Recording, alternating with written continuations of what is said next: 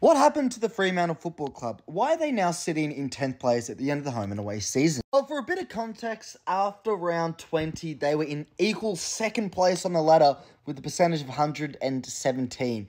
Basically second. And they had 6 points over 8th place, the Dogs. So they were looking guaranteed to make finals. And people like me put them pretty high up with the favourites to win the flag. But their last 4 games were torrential. They lost by a point to Essendon. They lost by 11 points at home to Geelong. And yes, these are good teams, but you got to win them if you're going to make finals. They lost to the Giants. They could have won that game. They were so close near the end.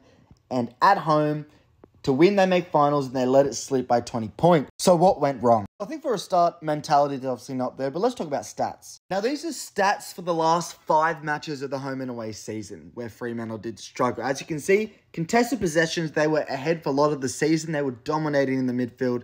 They dropped down to the AFL average for the last 5 games. Goals scored, they're below the AFL average. They're 16, average is 17. Shots for the last 5 rounds, the AFL average was 25, and they're below on 24. Expected scores are a really important statistic. How well should your team be doing attacking-wise? And they're below AFL average again. Only just, but you can see the teams are with the Adelaide, the West Coast, those types. Even with all this, the free kick differential for the last 5 rounds was positive for them, winning basically 2 extra free kicks a game, where the AFL average was 0. So if you're a Fremantle fan, you have every right to be excited for the future, but this season, you let it slip.